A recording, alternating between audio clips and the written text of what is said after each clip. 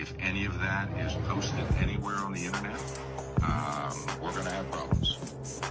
Whatever copies have been made of that, those need to be destroyed. Okay. Okay? If they get disclosed, that is going to put me in a situation where I will have to withdraw from the case. Okay. If you disclose that information in any way, all of it needs to be destroyed now. But if you disclose it in any way, it's going to put me in a position where I will have to withdraw from the case. If you all choose to go on the internet and try to publicize this stuff, that's going to create real problems. Okay. You can't do it, is what I'm telling you. You cannot do it. This is not another boring podcast from Mustafa through the police body cam. Judge Carol Weimer, you are under the microscope. Today's podcast, we're going to be covering the motion to dismiss, and we're going to be asking questions.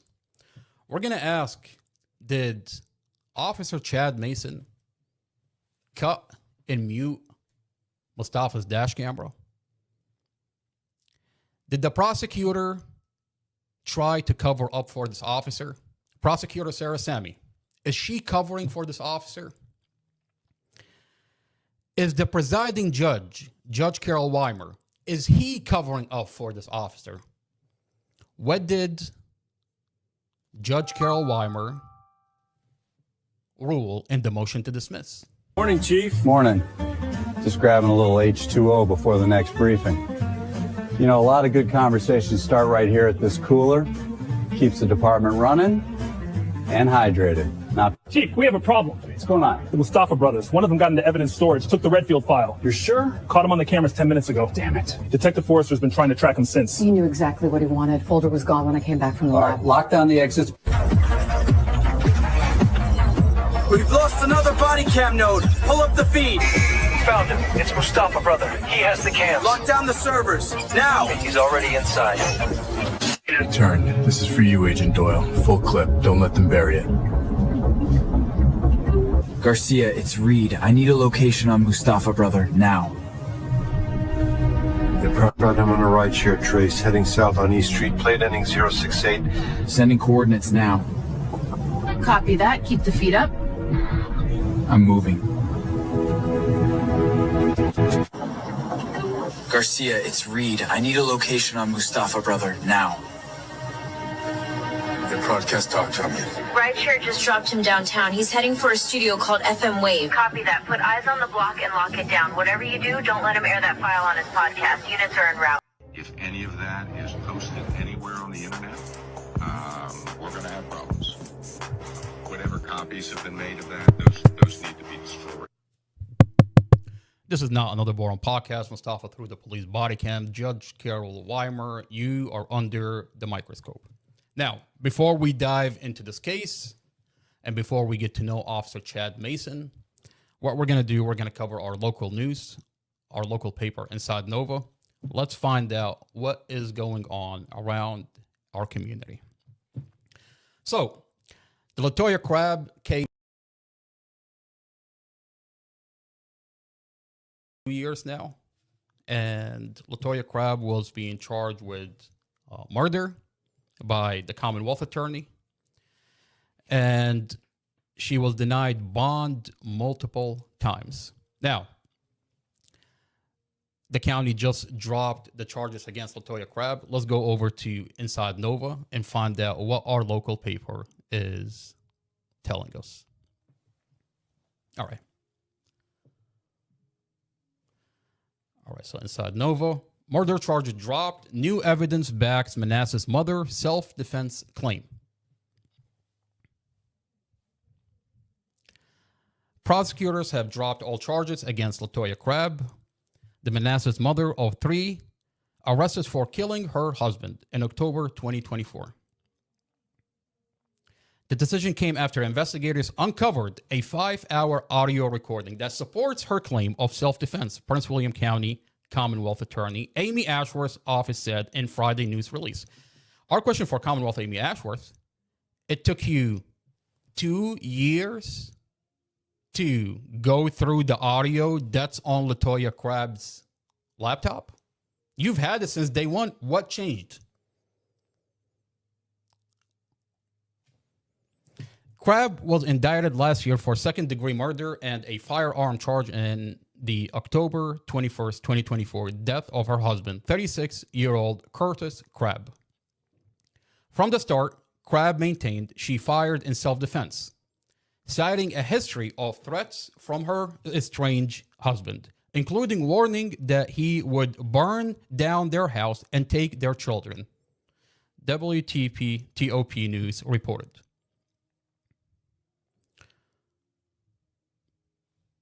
Let's see if this is a news clip.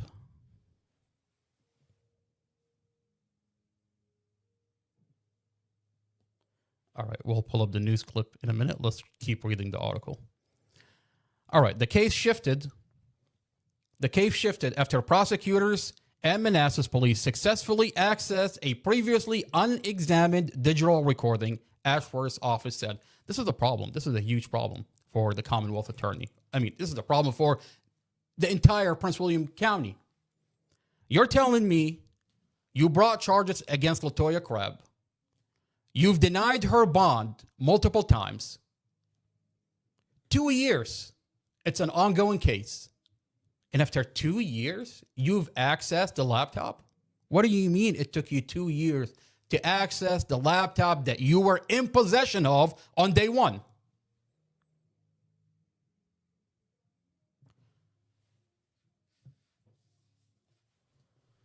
Let's keep reading. Prince William County, Commonwealth Amy Ashworth office concluded the audio introduced significant evidence of lawful self-defense, creating enough reasonable doubt to prevent the state from ethically proceeding with the prosecution, the release said. Okay, so it took you 2 years to realize, hey, maybe this is an ethically a problem for me to prosecute this case. 2 years when he had the audio on day one. Following this review, Ashworth office moved to null pros the charges, meaning the charges will not be prosecuted but can be reintroduced at a later time. Let's go over to what the news is telling us. So all over the news.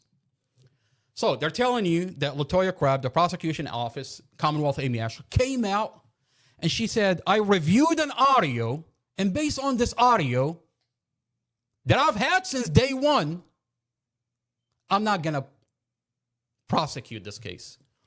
Why did it take you 2 years to review this audio? Is it that LaToya Crabbe, when she was finally given a bond, went home and threatened you that, hey, Commonwealth Amy Ashworth, if you don't stop prosecuting me with bullshit charges, I'm going to release this audio that you've had since day one? Is that a scenario that we have coming out of Prince William County? That the Commonwealth attorney will not prosecute you, will take your evidence, will sit on your evidence, look the other way, hide behind that it's a sealed case, overlook evidence that you're innocent, but when you do access this evidence and threaten the Commonwealth attorney to release it, she's going to tell you, wait, I'm going to drop the charges. Is that what's coming out of the LaToya Crabbe case? Let's watch what they're telling us all over the news.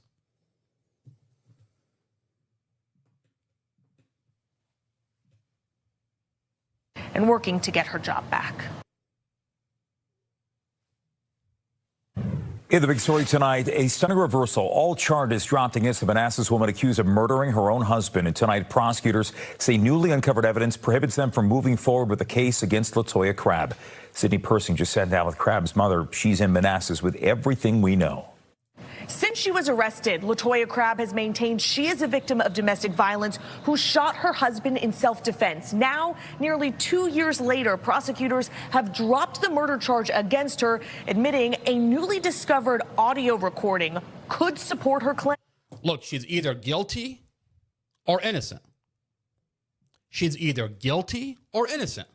If you're telling me that she's guilty, why are we not prosecuting LaToya Crabbe? Why is she not going to trial and prosecuting her? Now, if she's guilty and our Commonwealth attorney is letting out a guilty person, that's a problem. Which one is it? Is she guilty or is she innocent? You've held her for 2 years. You have ongoing charges of murder for 2 years. So you must have thought she was guilty. After 2 years, you're just going to come out and say, oops, she's innocent. We're going to release her. What changed? You're telling us there's an audio involved. Well, you've had her laptop for 2 years. Why now? Why not 2 years ago? So you're telling me you've had a specific audio that showed that LaToya Crabbe is innocent. But you still prosecuted her. You still held the charges against her for 2 years. You've locked her up. You've denied her bond multiple times. And 2 years later, why? Because LaToya Crabbe is threatening you that she's going to release this audio, that she's in possession of this audio, that she accessed the audio that you, Commonwealth, Amy Ashworth, had since day one. So Amy Ashworth also, and you're like, wait, stop. We're going to release you. But God help you if you talk. If you notice, LaToya Crabbe, you're not going to see her anywhere on the news. You'll hear her mother, but you won't hear LaToya Crabbe. And what are they threatening LaToya Crabbe with? If you talk, we will come after you. In October 2024, police arrested LaToya Crabbe, a military pharmacist and mom of 3, accused of shooting her husband Curtis dead in their Brinkley Lane home. Today, nearly 22 months later, prosecutors dropped her murder charge. I just wish they would have did the right thing in the beginning. LaToya and her mother, Marilyn Martin, always maintained she'd shot Curtis in self-defense. He'd been threatening, they said, after she asked for a divorce. The night of the shooting, LaToya claimed he tried to attack her in the basement, the rest of the family upstairs. If she had not shot him, she would have been dead. Those children would have been dead. He would have definitely killed me. She definitely saved our lives. But prosecutors didn't buy that defense, at least not initially. Now, though, they say they've decrypted a 5-hour-long audio recording. Decrypted? Decrypted an audio that's on her laptop that you've had since day one? What are we talking about? Off of LaToya's laptop from that night. We were going to go get a restraining order the next day. So she wanted the recording to back up us getting a restraining order. Prosecutors didn't say specifically what was on the recording, just that they can't now ethically continue to trial. Marilyn told me she's not heard it yet, but was told what's on it. You could clearly hear him threatening her and opening the knife, and he's coming towards her, and then you hear a shot. Marilyn doesn't understand why it took so long for investigators to decrypt the file, but said she believes it sends a clear and dangerous message. The mother doesn't know why it took Amy Ashworth 22 months for Amy Ashworth to drop the charges. Well, I'll tell that mother what's going on. Well, when you shed light on what's going on in the Mustafa Al-Jazari case, and when you shed light on what's going on in Prince William County in general, that you have a Commonwealth attorney, Amy Ashworth, that hides behind sealed cases. The police department will come out, collect all the evidence, and Amy Ashworth is going to come out and seal it. And she seals it so she can mold the case however she wants. What is going on in LaToya Crabbe? What is going on in the Mustafa Al-Jazari case? All over the news, they told you that Mustafa crashed the vehicle on purpose. Well, now that the file is leaked, the sealed case is leaked, we're finding out brake failure. We're finding out that Mustafa's foot is on the brake the entire time. We're finding out that the police department is using fake witnesses. We're finding out that officers are falsifying and destroying evidence. That mother, the LaToya Crabbe mother, wants to know what took Amy Ashworth 22 months to drop the charges. Well, ma'am, your daughter accessed her evidence. Your daughter threatened the Commonwealth attorney, Amy Ashworth, that if you prosecute this case, I'm going to release the audio that you've had since day one. You know how terrifying it is that you have to threaten your government official that they're in possession of evidence that you're innocent for them to do the right thing? You want to talk about a safe community? How could you have a safe community when the people in charge, the individuals in charge, are committing the crime? They've had evidence that this lady is innocent since day one. They still locked her up. They've denied her bond multiple times. And they held the charges for 2 years. But they've had evidence that she's innocent since day one. The survivors, you don't have the right to fight. Now, should any additional evidence change their mind, prosecutors could try to recharge LaToya. Understandably, she was not up for an interview tonight, but her mother told me she is focused now on healing from this trauma. Listen to what the news is telling you. That Commonwealth attorney, if she wants, she can bring the charges. LaToya Crabbe doesn't want to talk. She's nowhere on the news. She doesn't want to talk. Would you not want to talk after the county falsely charge you with a crime, lock you up, hold you in jail, deny you bond multiple times? Would you not want to talk and tell your story? But here, LaToya Crabbe is not telling her story. Why? Well, the news is telling us. Commonwealth Amy Ashworth says, if you come out against this county and tell your story, we're going to bring the charges back. Is LaToya Crabbe being threatened not to tell her story? Well, absolutely. Let's listen to what the news is telling us one more time. Now, should any additional evidence change their mind, prosecutors could try to recharge LaToya. Understandably, she was not up for an interview tonight, but her mother told me she is focused now on healing from this trauma, taking care of her 3 kids, and working to get her job back. The reason they're terrified that we have a podcast here at Prince William County, the reason that they came at us really hard to shut down our podcast is because when we talk about the Mustafa Al-Jazari case, it shed light on what else are they doing in this county. What else is Commonwealth Amy Ashworth doing in this county? I mean, you got the LaToya Crabbe case. You got the Tatiana David case. You got the Juan Campos case. I mean, what they're doing in the Mustafa Al-Jazari case doesn't happen in a vacuum. If you're falsifying a case, that means you've been doing it and you're still doing it. Before we dive into this podcast, what we're going to talk about today is the motion to dismiss. But to really understand the motion to dismiss, we have to get to know the officer involved, Officer Chad Mason. Who is Officer Chad Mason? What do we know about him? What is the history of Chad Mason? What did he do on the scene when he handled Mustafa's dash camera? Mustafa Al-Jazari has a dash camera inside his vehicle. Now, this is a vehicle accident. The county says it's not a car accident. They tell you that this collision is not a vehicle accident. All over the news, they told you that Mustafa crashed his vehicle on purpose. They told you that he murdered his family on purpose, that he didn't do anything to avoid a vehicle accident. Wait a minute.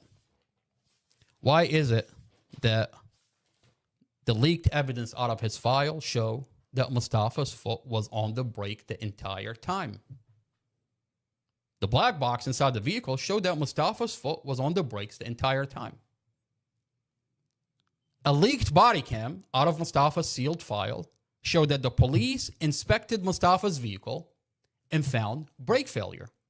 So Mustafa's foot is on the brakes the entire time, trying to stop the vehicle. The vehicle wouldn't stop because there's brake failure. And the police are telling us so. But they sealed off that material. All over the news, they don't tell you that Mustafa's foot was on the brakes. They don't tell you that they found brake failure. As a matter of fact, the police department went as far as falsified Mustafa's statements. Let's go over to the news and hear what NBC4 is telling us about Mustafa.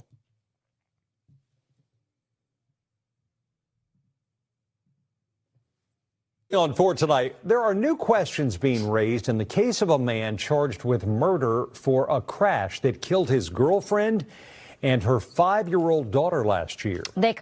He's charged with murder, but his foot was on the brakes the entire time, and the police found brake failure. Oh, but the police department is hiding that information, hiding behind that it's a sealed case. So on the news, they're going to tell you. They're not going to tell you what they found. They're not going to tell you that they found evidence that this is a vehicle accident, that Mustafa did everything he can to avoid a vehicle accident. They're not going to tell you that. They come after Prince William's police chief ruled the investigating officer had violated department policy. Northern Virginia Bureau Chief Julie Carey spoke to the driver's defense attorney about why he thinks the finding casts doubt on the case. Mustafa Al-Jaziri has been behind bars for almost a year now, accused of intentionally driving his car into oncoming traffic, a crash that killed Dorothy Fontaine and her 5-year-old daughter, Empress. Initially charged with manslaughter, the charges were later upgraded to second-degree murder. Al-Jaziri's family insists the crash was an accident. The defendant's brothers filed an internal affairs complaint with the Prince William County Police, alleging the investigating officer, quote, falsified a portion of his police report to say that the couple was arguing before the crash. Al-Jaziri's brother provided a taped version of a phone conversation that contradicted portions of the written police report. Last month, the Al-Jaziri family received this brief letter from Prince William Police Chief Peter Newsham reading, "The investigation revealed that Master Police Officer Drum violated department policy. Therefore, appropriate corrective action has been taken." So on top of his foot being on the brake, on top of police department found brake failure, now what's coming out of the case is that the main investigator falsified Mustafa's statements. What does that mean? The investigator wrote in his police report that Mustafa, you told me you were arguing inside the vehicle. When you listen to the audio, Mustafa never said that. The officer put that in the police reports. So you have the foundation of the case falsified. You, the officer, the main officer, falsified Mustafa's statements.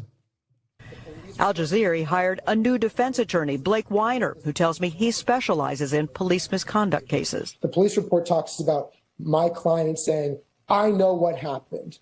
He didn't say that. The police report also says that they were arguing in the car. He didn't say that. These are not only these material facts and material misrepresentations, they're the foundation of the government's case. Weiner says without the incriminating statement, there's no proof Al-Jaziri crashed the car intentionally. Police will not disclose specifically what led to the finding that the investigating officer violated department policy. Court documents filed by prosecutors say there is other evidence supporting the charges, including dash cam video from the vehicle, but there's no audio on the recording. You don't find it weird? You don't find it weird? You don't find it odd? How convenient for the prosecution that the audio on the dash camera just goes missing. So wait a minute. So you have an investigator that falsifies Mustafa's statements. And he says, Mustafa, you told me you were arguing inside the vehicle. Wait a minute. Inconveniently for the prosecution, the audio goes missing. Well, we're going to find out. We're going to take you to the scene. We're going to take you to the scene and find out the officer that handled Mustafa's dad. What happened on the scene? What did the officer that handled Mustafa's dash camera on the scene, how did he handle Mustafa's dash camera? There was a motion to dismiss that was filed in Mustafa's case.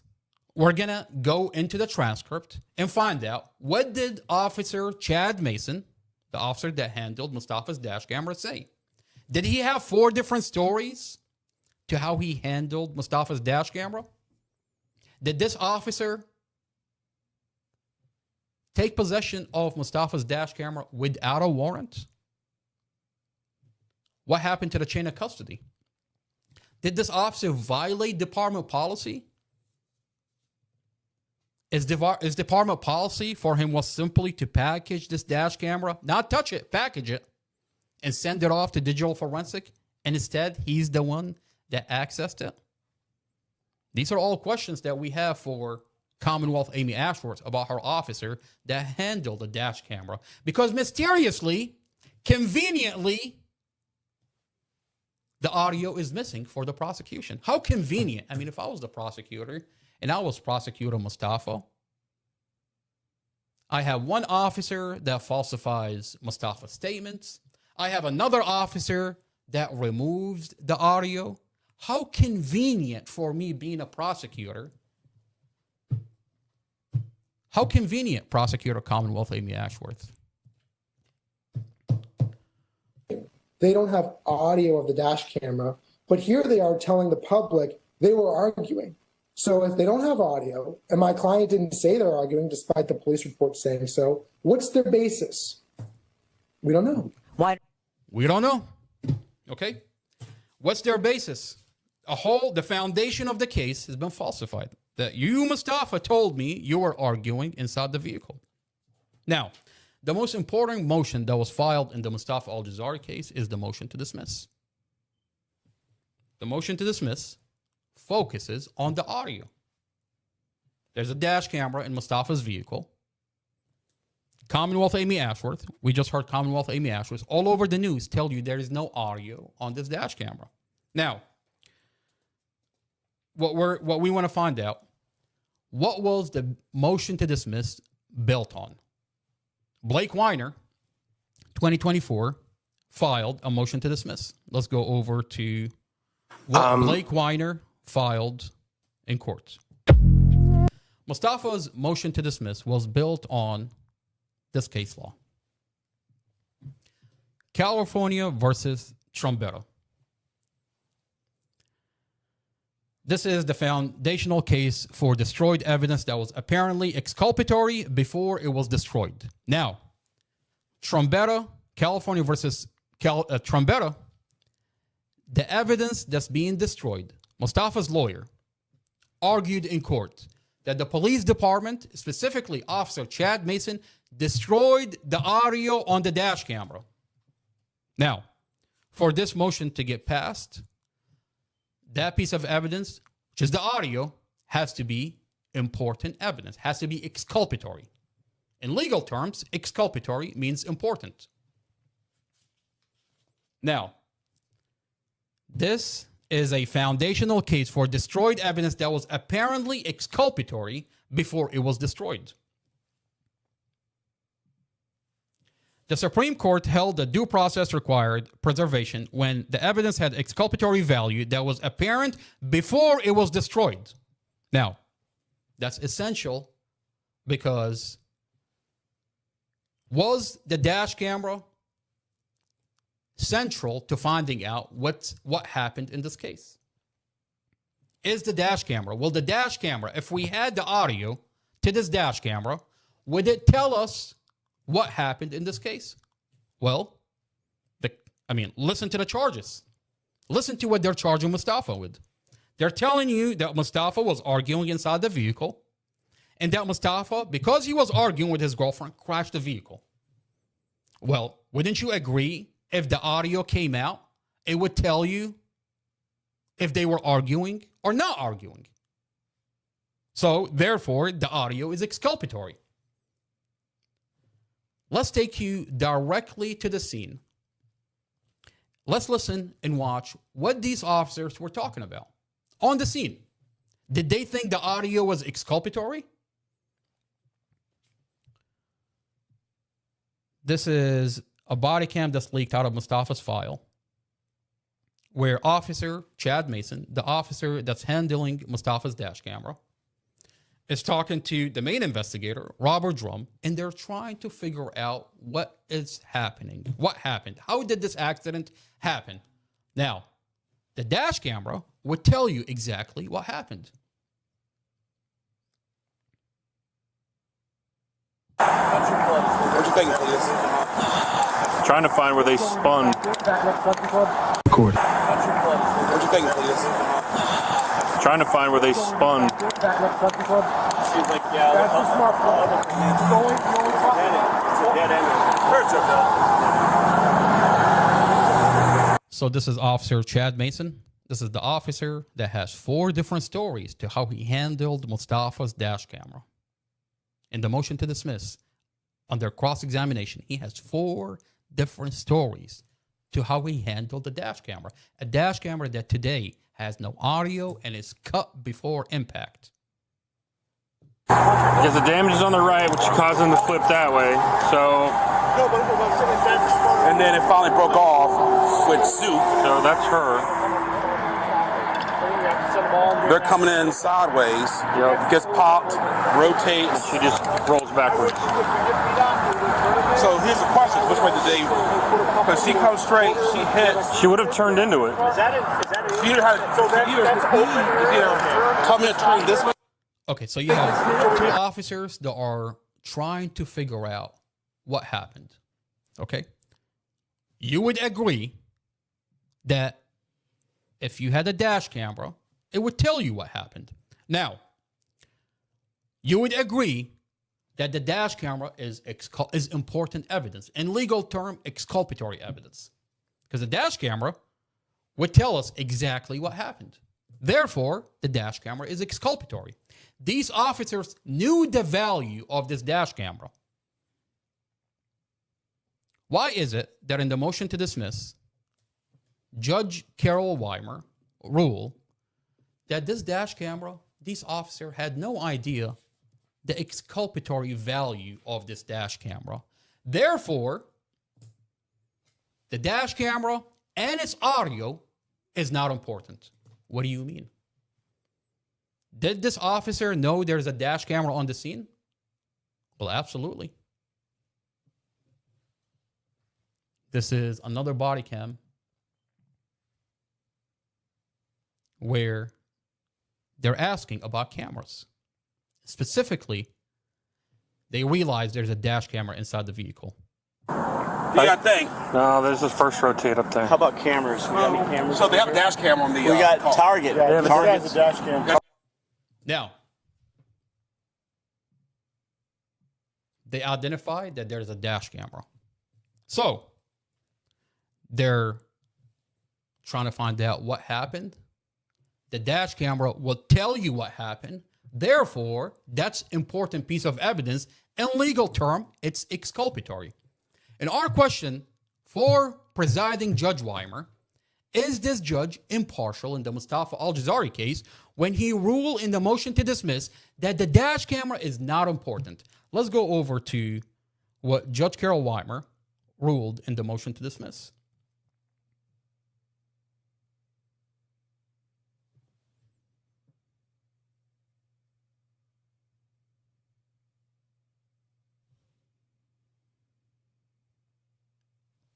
So if you go over to our TikTok channel, Beyond the Metal Bars,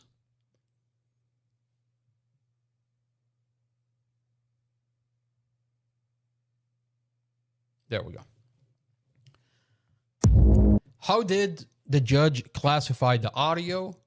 Did he classify it as exculpatory, important, or inculpatory, meaning not important?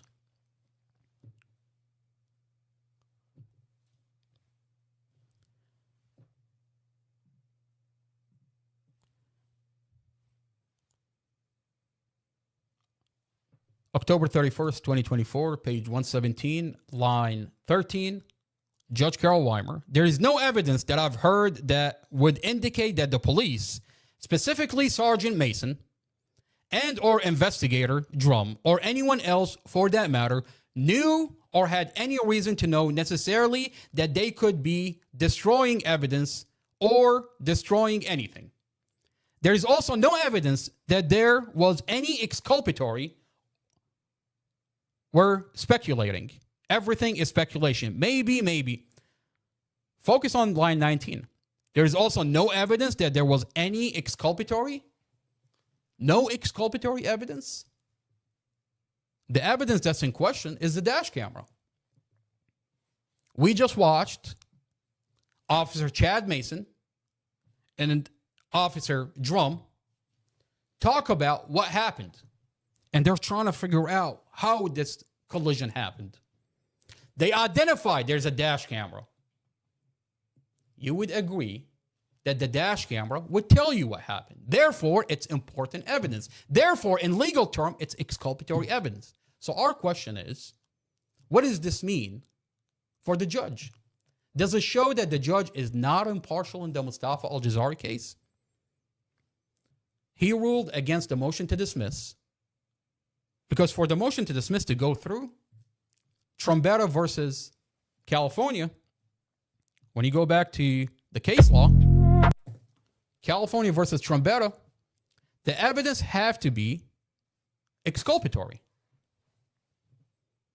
The evidence that the police department is destroying, specifically Officer Chad Mason, has to be exculpatory. Judge Carol Weimer agreed that the evidence was destroyed. But here he's telling you it's not important. The dash camera wouldn't have told you what happened. Really? The dash camera wouldn't tell you how the collision happened? The audio wouldn't tell you if Mustafa and his girlfriend were arguing inside the vehicle? Our bigger question is, did the prosecutor tell the judge that the dash camera and the audio is not important? That they're not exculpatory evidence?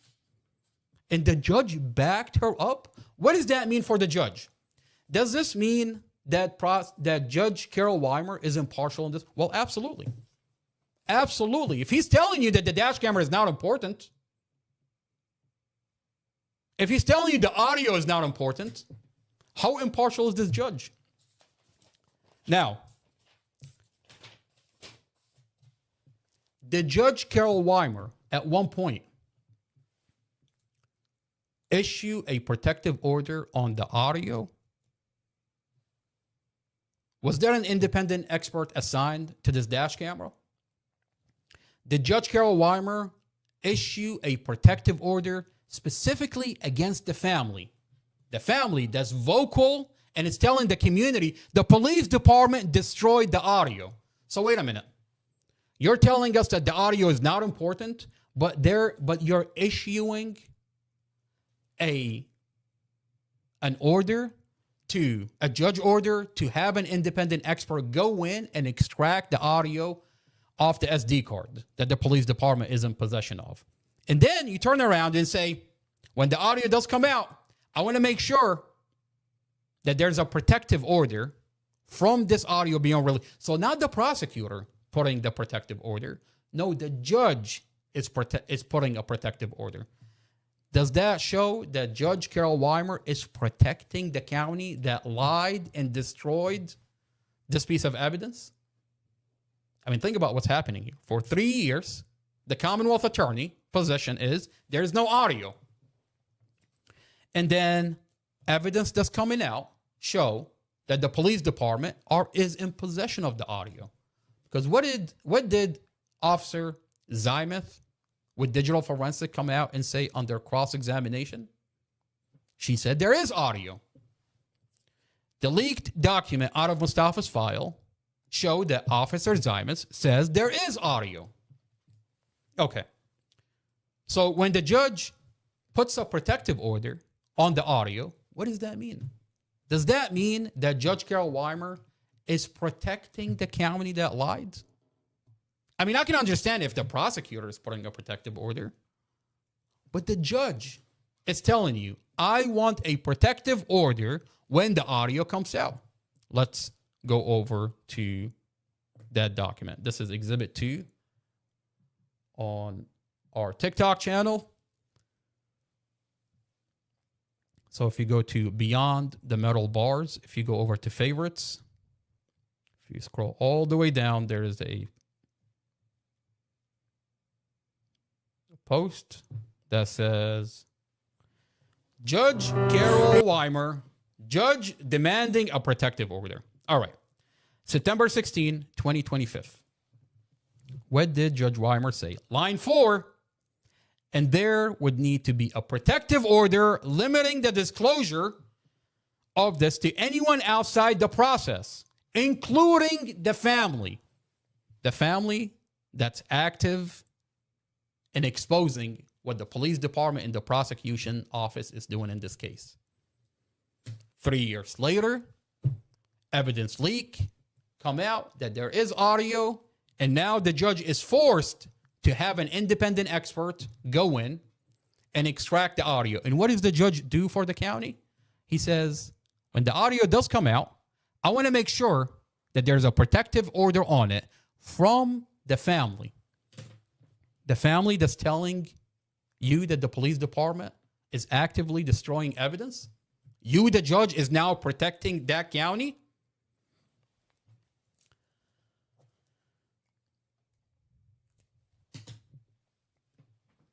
I find it interesting.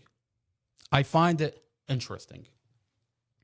disturbing that in a motion to dismiss, the prosecutor is telling Judge Carol Weimer that the audio is not important, that it's not exculpatory evidence.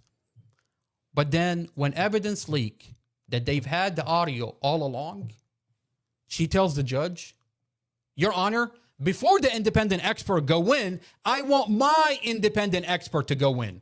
Wait a minute. I thought you're telling the judge in the motion to dismiss that the audio is not important. Now you want your expert to go in first? Let's go over to Exhibit 4.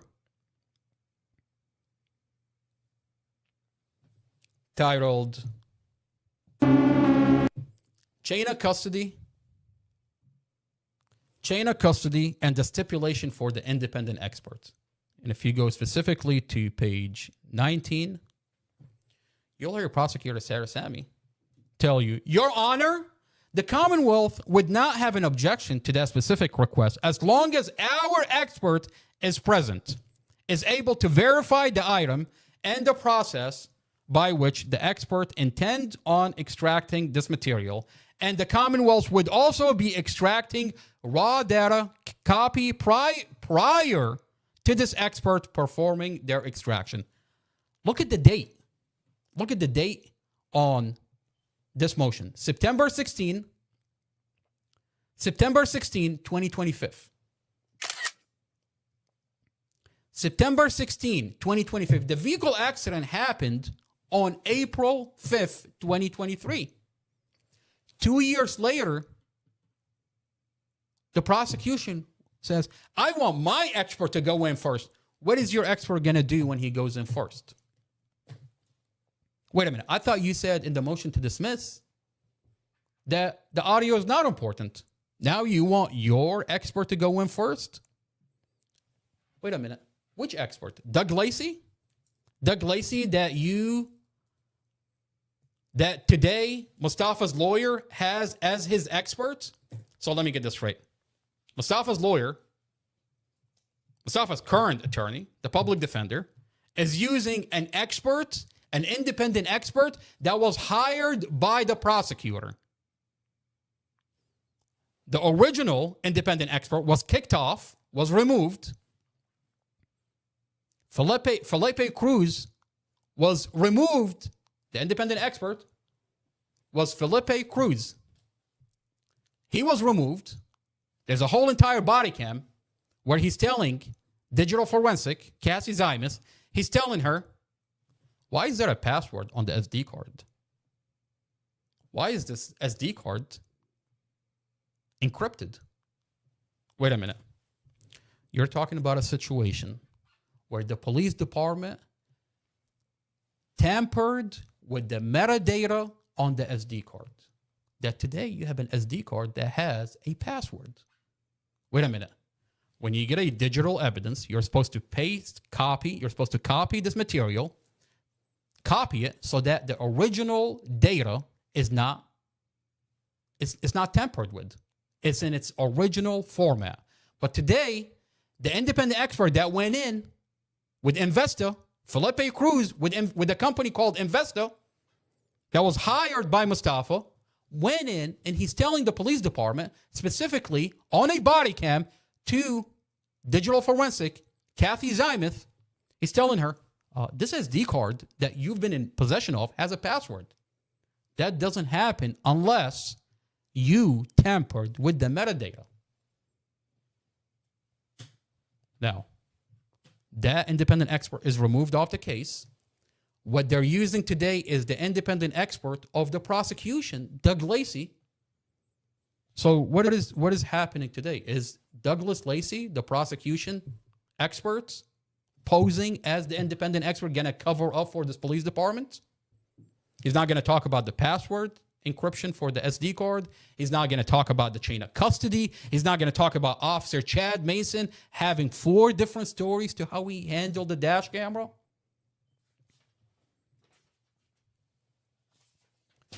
Is Mustafa's lawyer compromised when he's using the independent expert of the prosecution? Does that mean that he's allowing the prosecution to continue to lie in this case? Does Mustafa really have an independent expert when Mustafa's lawyer is using the prosecution independent expert? Is Mustafa's lawyer compromised? Where is Mustafa's lawyer from everything that we're talking about today? Oh, it's a public defender and he's on the payroll of the county.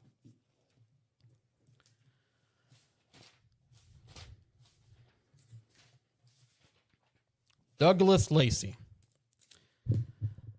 Great. We have an independent expert, but it's originally the prosecution independent expert. They tell you it's okay. The defense attorney always uses independent experts that are used sometime by the prosecution and sometime by the defense. Those experts are interchangeable. Not in this case. Not in a case when you have evidence that the police department is destroying evidence. You don't go around and use the prosecution independent expert. Not in this case. In this case, when you're using the independent experts, you're covering up what the police department is doing.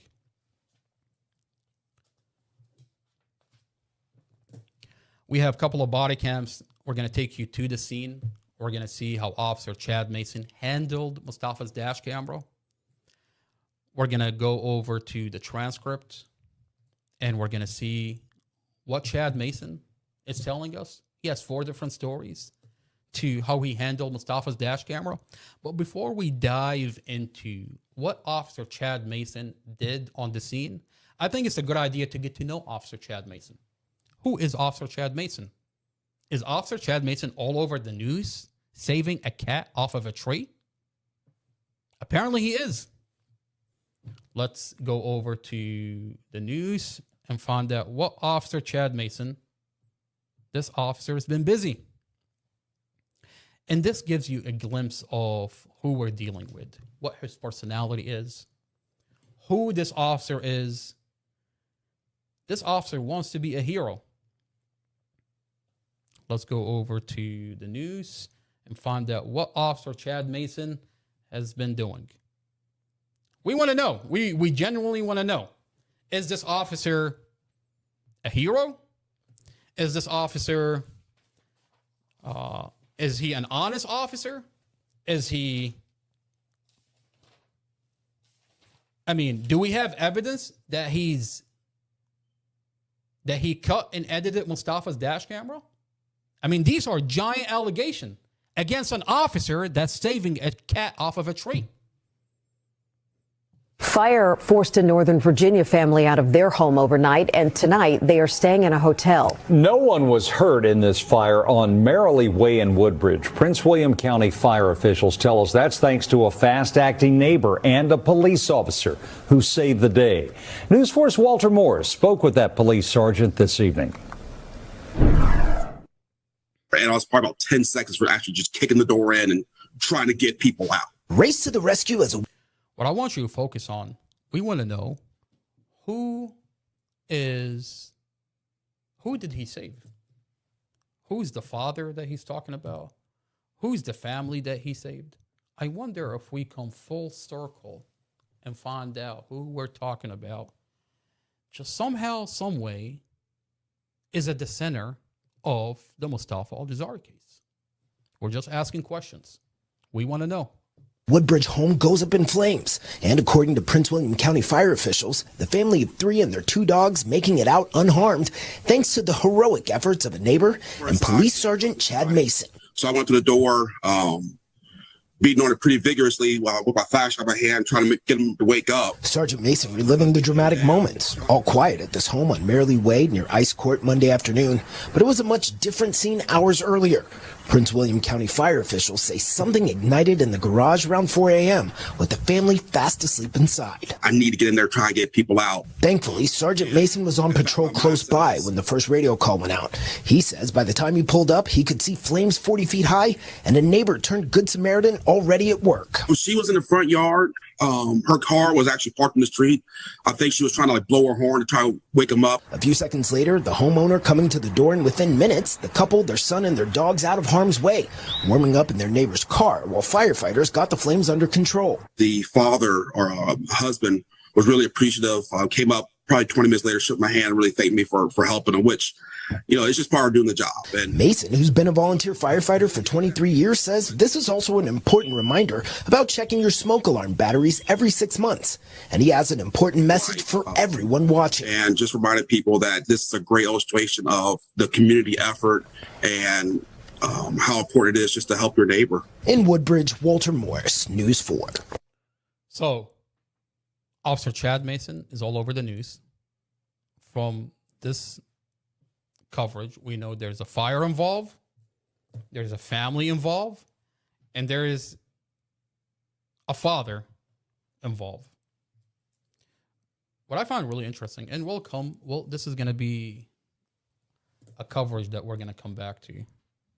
When I'm going through the Mustafa Al-Jazari case, where have I heard that before?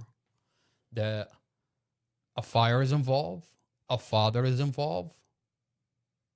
Where have I heard that coming out of the Mustafa Al-Jazari case? Now, we'll come back to this. Let's see. Where have I heard that one before?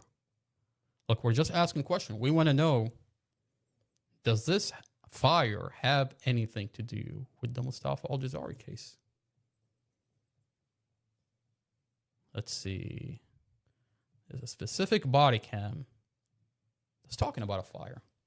It's talking about a family. Let's see. Does Officer Chad Mason have anything to do?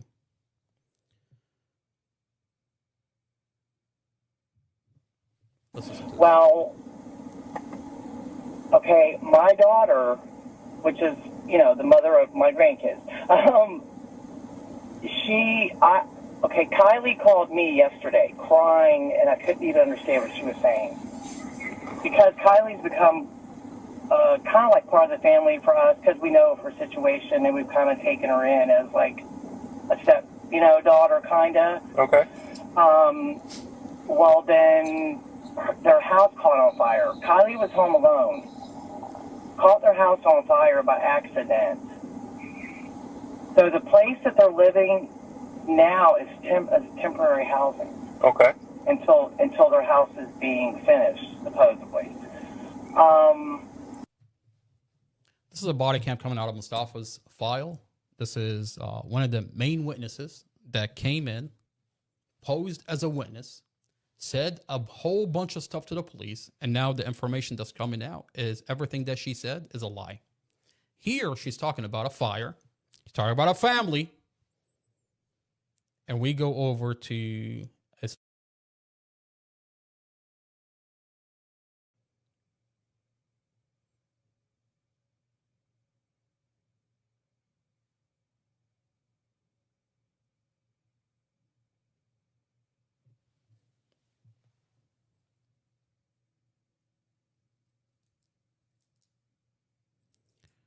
where another individual, we're just asking questions.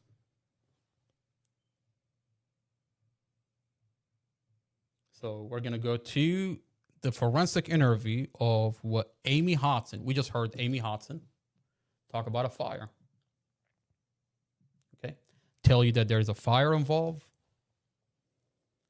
Let's see if we can find. Let's see. Let's go over here.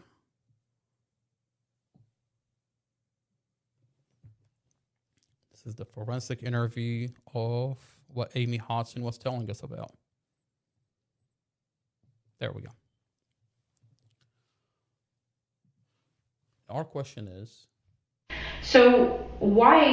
Our question is, does the fire have anything to do with the individuals that are being brought into the Mustafa Al-Jazari case to lie about Mustafa? Every piece of evidence show that these people have created a story. They have lied about Mustafa. So our question is Chad Mason connected? And is this the fire that's involving these people? Does Officer Chad Mason already know the individuals that are being brought into the Mustafa Al-Jazari case? What is it that brought you here? Like, why are you here to talk to me today? Because my dad made me. Because your dad made you? Because the detective kept calling him. Okay. So, what was that about? I don't know. I assumed that because it was the detective working on the case with my mom. Her dad. Who is her dad? Her dad is Jason Clapp. Is that the father? Is it the father that shook Officers Mason's hand for saving him out of that fire? I mean, we just heard Amy Hodson on Exhibit 39 talk about the house was set on fire. That this girl, Kylie, set the house on fire. Is Officer Chad Mason the one that saved this family from that fire? We're just asking questions. We're trying to connect the dots. What would motivate Officer Chad Mason to cut and mute Mustafa's dash camera? Did he know these people? Let's go over to. Let's get to know Chad Mason a little bit more. There's a video of Chad Mason on Facebook, and he's telling us about what motivates him into being a police officer. Let's listen to that video. And we're getting to know Chad Mason. We want to get to know who Officer Chad Mason is before we dive into what he's done in the Mustafa Al-Jazari case. I'm Investigator Mason. And the reason I wear the badge is to protect the public. That might sound like a cliche, but when I go out here and do a commercial motor vehicle inspection or work a crash, I'm preventing someone from getting hurt.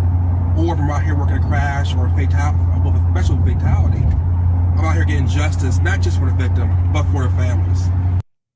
And that's why I wear a badge. That's why I wear a badge. Why do you wear a badge? Because he wants justice, not just for the victim, for the family. Our question is the family the one you saved out of a burning house? That's a fair question. I mean, nowhere on the news are we getting the answer. What's coming out of Mustafa's file is that Amy Hodson is talking about a fire. We want to know if you're connected to this case in any way. The reason you wear a badge is because you want to get justice for... The reason that you wear a badge is because you want to get justice, not just for the victim, for its family. We want to know if you knew the family before the car accident. Now, on the scene, what the police department have done is on the scene immediately. Officers that showed up is Officer Casey Fine. That's what happened on the scene. Casey Fine shows up and he says, knowing him, he's on drugs. So turn the vehicle from a vehicle accident to that this is a DUI. Officer Casey Fine, this officer, turns out that he knows this girl. This is Dorothy's 16-year-old daughter. She doesn't live with her. She lives with her dad. Separated by CPS, lives with her dad, the ex-husband of Dorothy. Jason Clapp, this guy.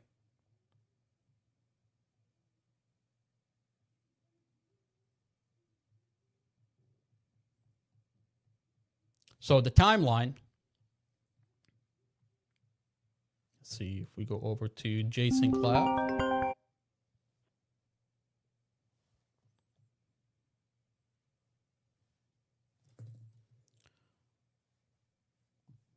this off. Hang on 1 second. Bear with me. There we go.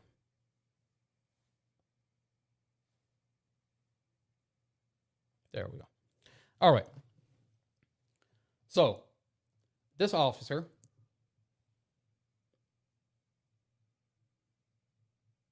shows up and steers the whole entire case from it being a vehicle accident to where it's now a DUI. 45-20, that'll be 3. I'm already here. And then Mason and Wilhelm are on their way. All right, sir. I don't think we'll need to take pictures while you do anything else. No, we'll figure out where the bodies are going in a minute. Witnesses, anybody say what happened? Yeah, there's a lady over here in the black. She saw everything. Okay. I believe. This car is the at fault. This was the driver of that vehicle. Okay. Thank you.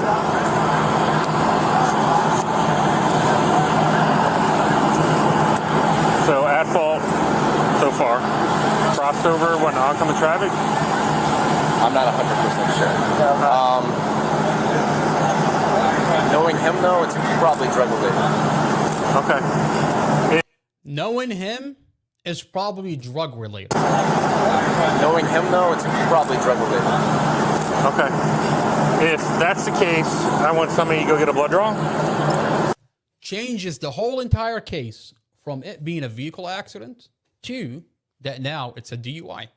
Now, our question is, what motivated Officer Chad Mason to cut and edit Mustafa's dash camera?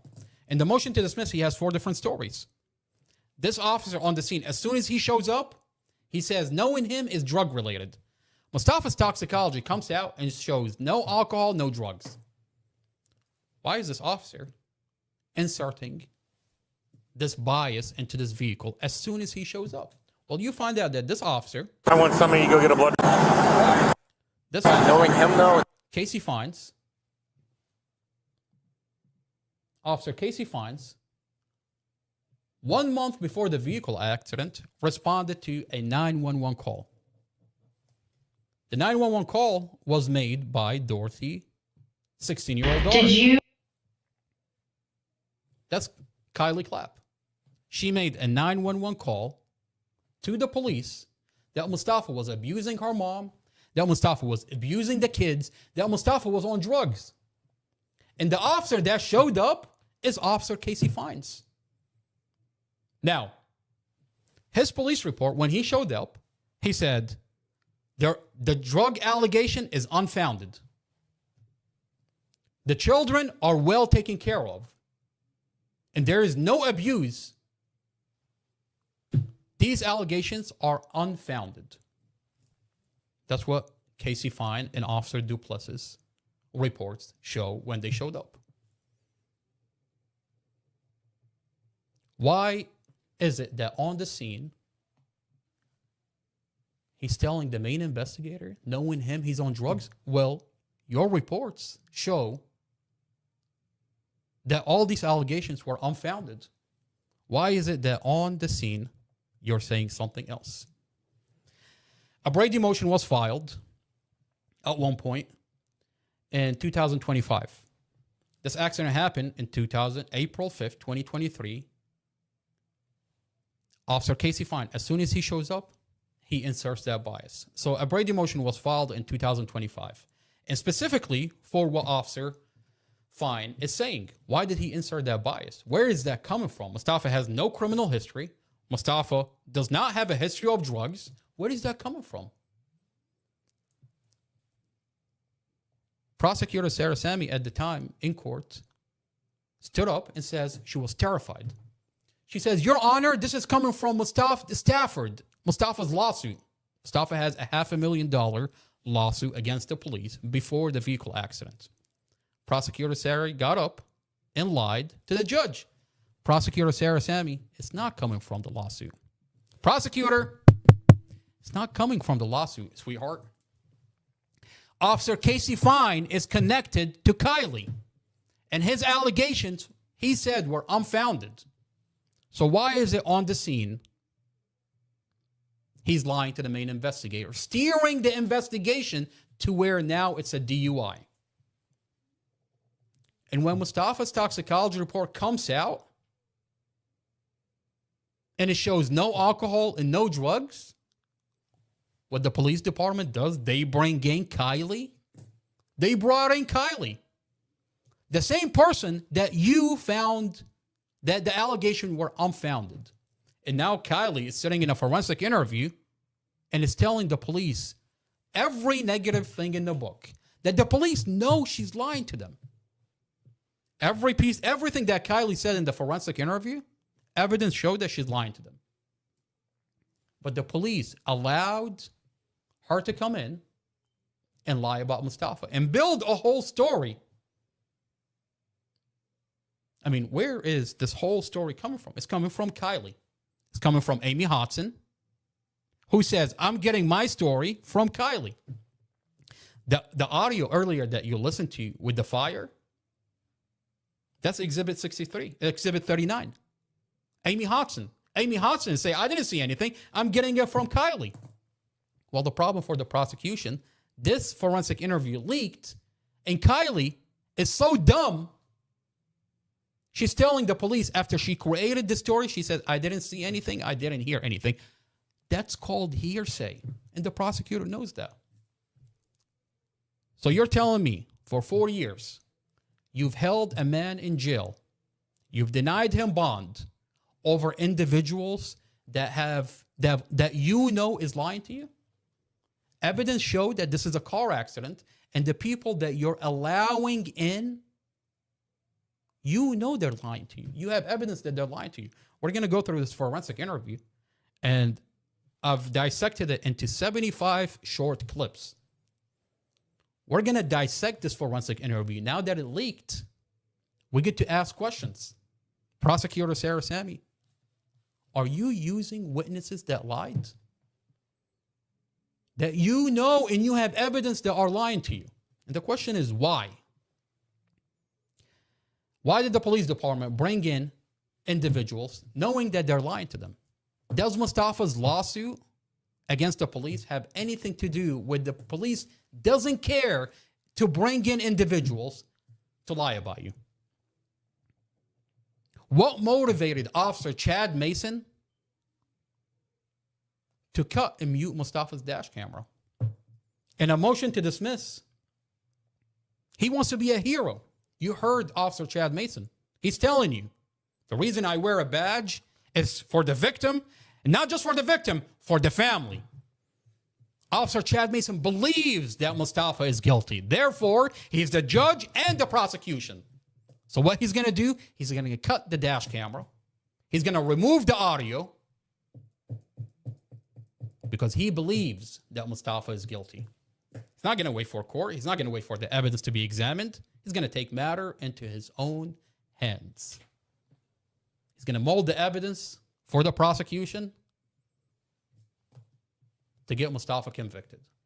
How convenient for the prosecutor that one officer falsifies your statement. If you remember in the beginning of the podcast, all over the news, evidence showed that Officer Robert Drum, falsified Mustafa's statement. He said, you, Mustafa, told me you were arguing inside the vehicle. Only for Officer Chad Mason, Captain Save-A-Ho, is going to come in, remove the audio, and cut this dash camera. How convenient for our prosecutor. One officer tells her Mustafa told me he was arguing inside the vehicle. Another officer removes the audio. Therefore, it's an open and shut case for the prosecution. How convenient for a prosecutor, Sarah Sammy. The question that we have for Mustafa's lawyer is, where is the body cam of Officer Chad Mason? Let's go over to the scene and see if this officer is captured inside Mustafa's vehicle. Is he wearing a body-worn camera? Is he captured from another officer body cam inside Mustafa's vehicle? Is he wearing a body-worn camera? Do you think? This is Officer Robert Drum, where Officer Robert Drum, by the way, Officer Robert Drum body cams, most of them are missing out of Mustafa's file, and that's exculpatory evidence. We logged, have to check my notes, about 13, 14 body cams that are missing from Mustafa's file for Officer Robert Drum alone. Where are they? Why have they not been turned over to the defense? Remember, Sarah, prosecutor Sarah Sammy, what did the judge tell you?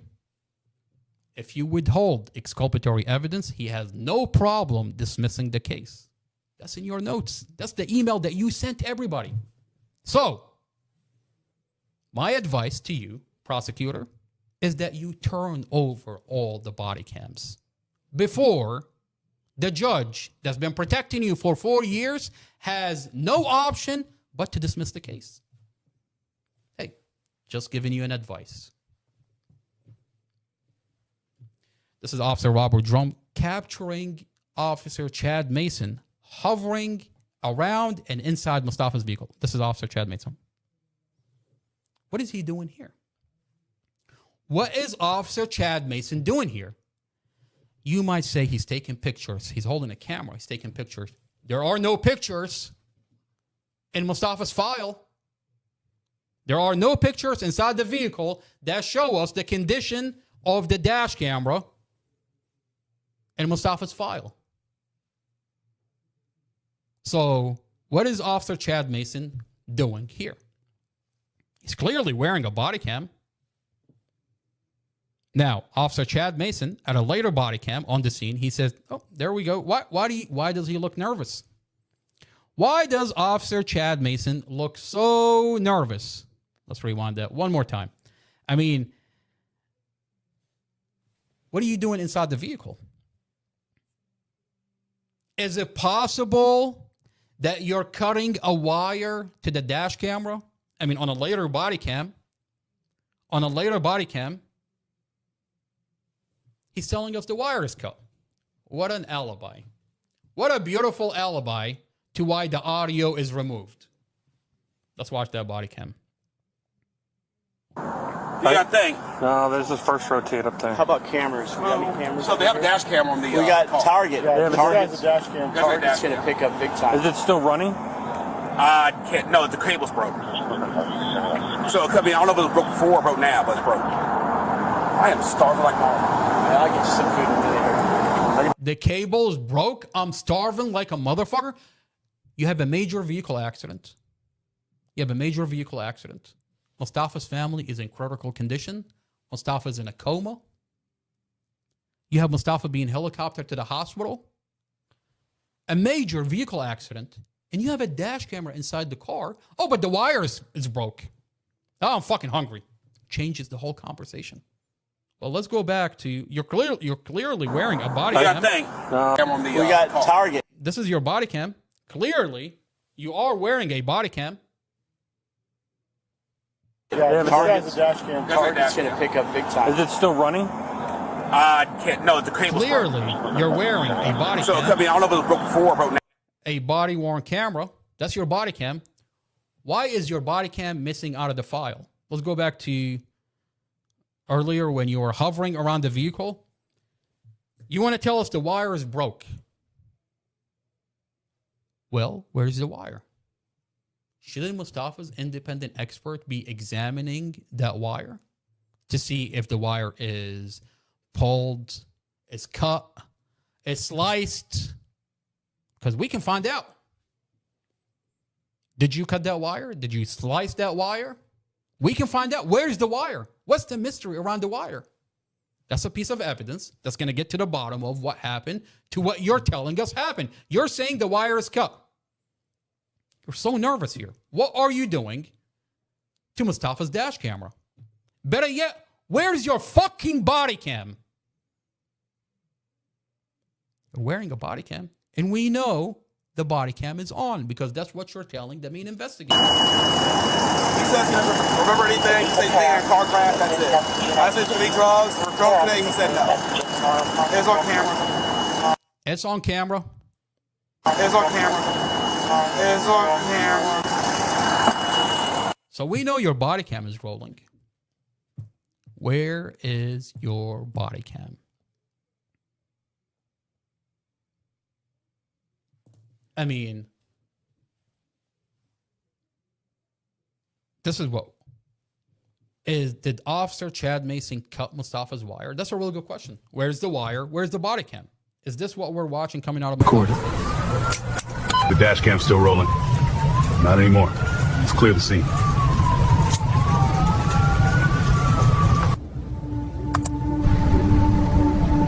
Not for long. Recorded. I mean, can you blame me for coming to this conclusion? Watching the body cam when he says the wire is cut.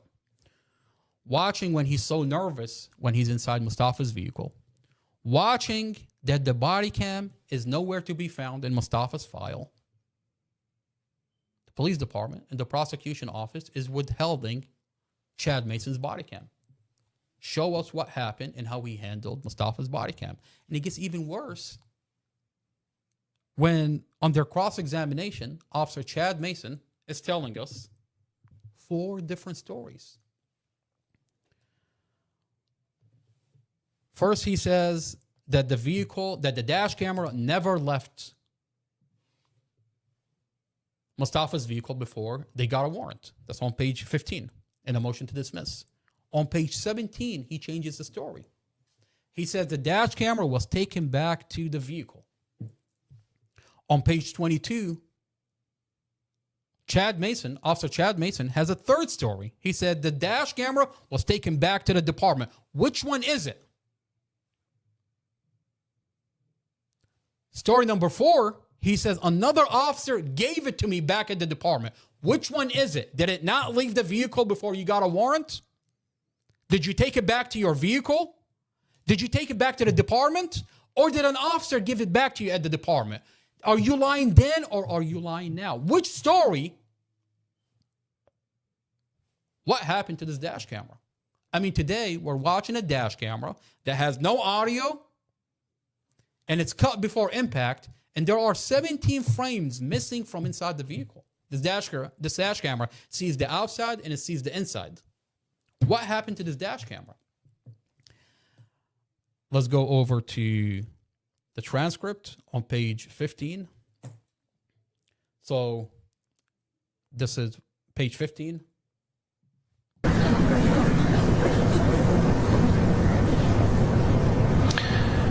So you obtained a search warrant? I'm sorry?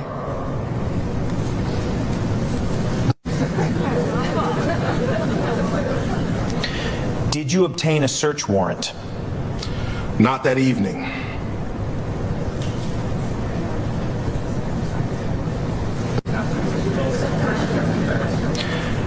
At any point, did you remove the dash camera from the vehicle? Not that evening.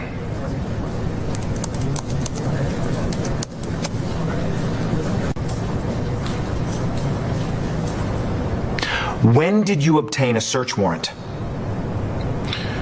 In the day or days following.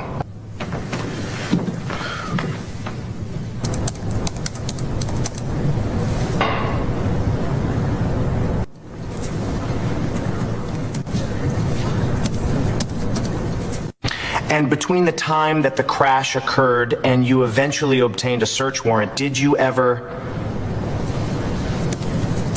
or did anybody remove the dash camera from the vehicle? No. Eventually, did you obtain a search warrant?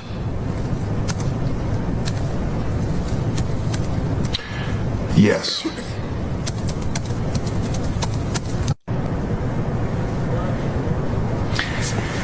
And when you obtained the search warrant, did you then eventually remove the dash camera from the vehicle? Yes.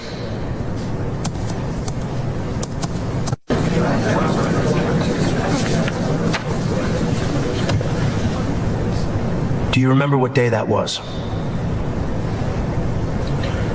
I couldn't remember, sir.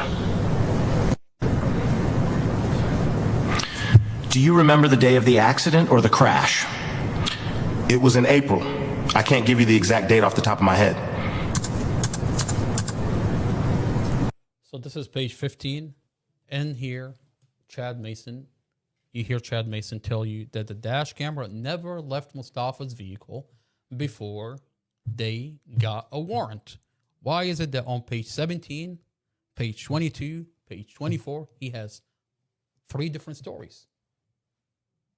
He took it back to the car, he took it back to the department, and then he says, another officer gave me this data. Which one is it? Did it not leave the vehicle before you got a warrant? Or you have 4 different stories? If you go over to, let's go over to Exhibit 20, page 15.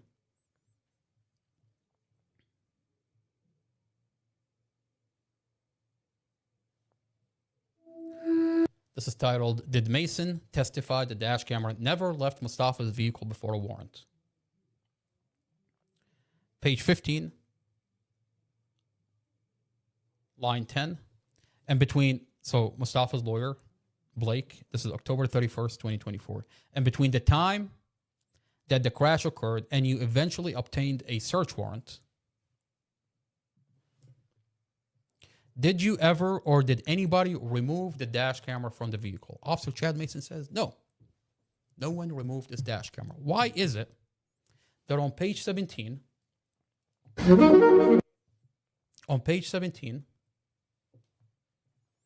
Officer Chad Mason is telling us, line 12, page 17, October 31st, 2024.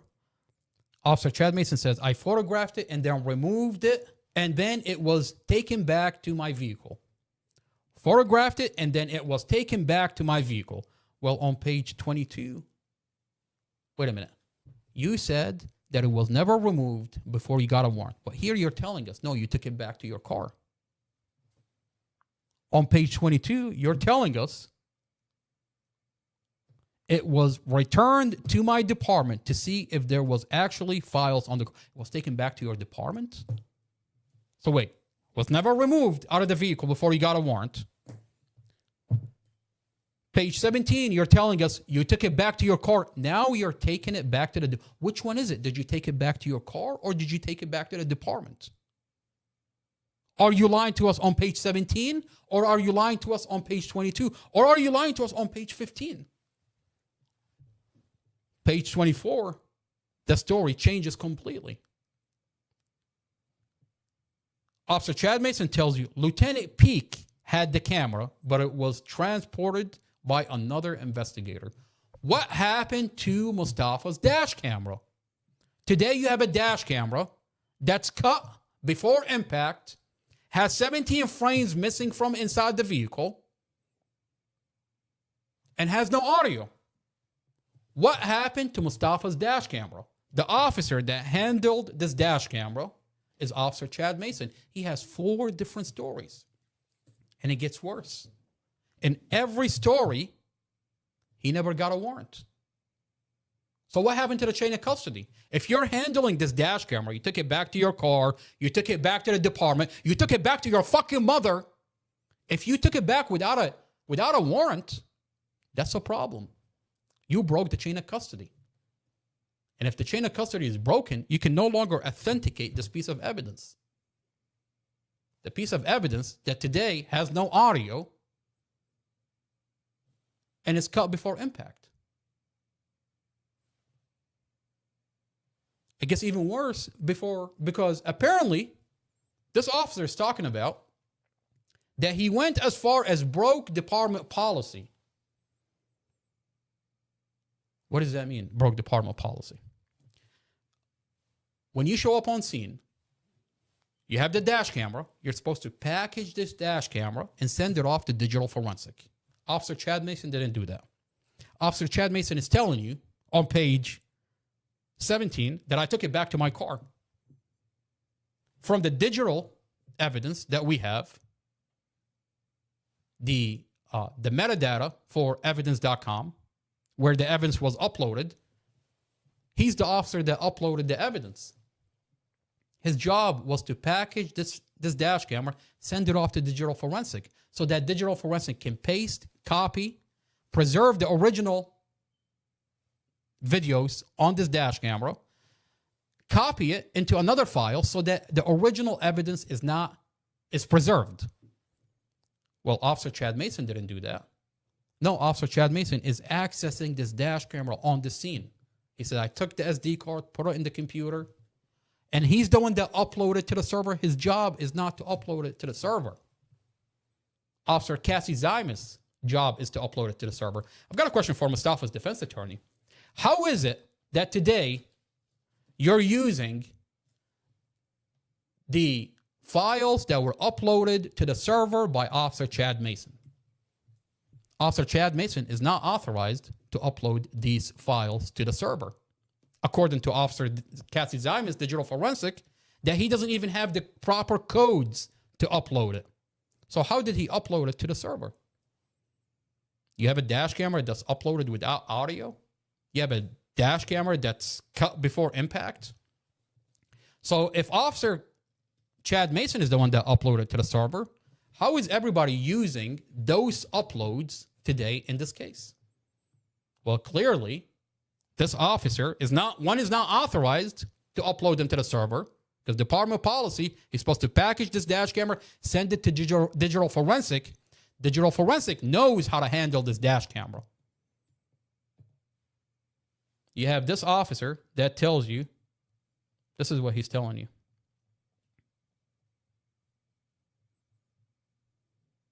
He's telling you, I don't even have experience in handling digital evidence. Really? That's what he said in the motion to dismiss. Interesting. Mustafa's lawyer today is using the same uploads from what officer? An officer that uploaded that's not authorized to upload them to the server. And then when digital forensic finally got her hand on this dash camera, she said, wait, there is audio here.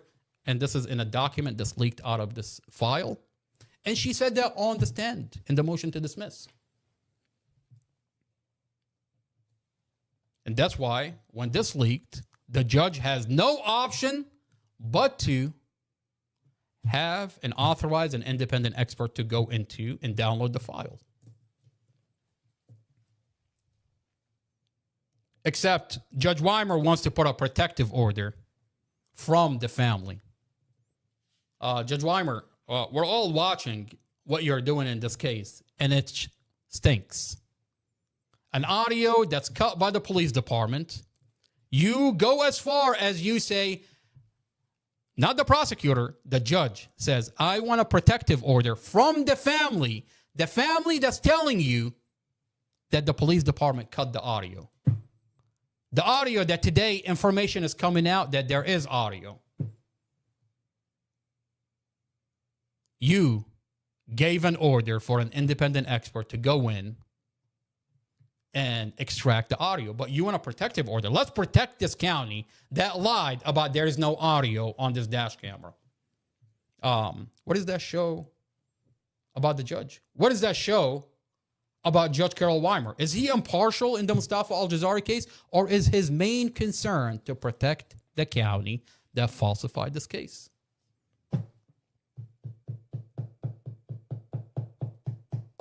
We go back to what Officer Chad Mason is telling us.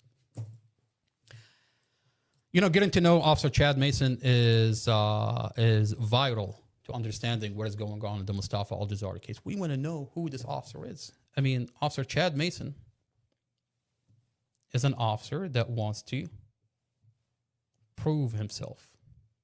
Take a hard look at this officer. He wants to be a hero.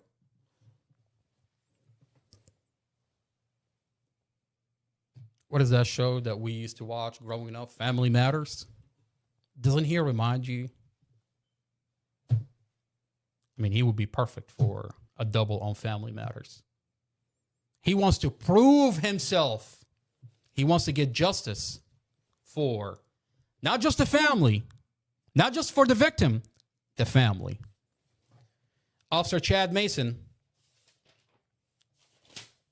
is out saving a cat off of a tree.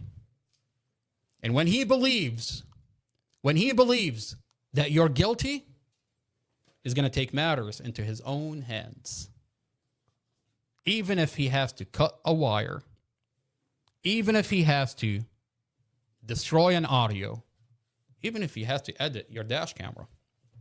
Officer Chad Mason will take matters into his own hand. Well, Officer Chad Mason, we're all watching what you've done on the scene, and we're waiting for your body cam. But I remind you, Mustafa has a brother that not only accessed the sealed file, but accessed the server.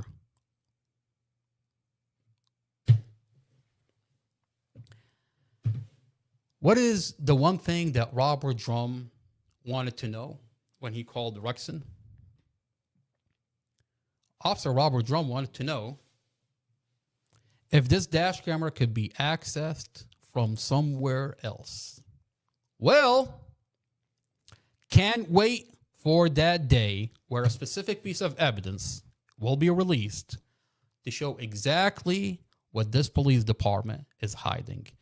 Officer Chad Mason, you thought you cut the audio. Well, I've got a surprise for you.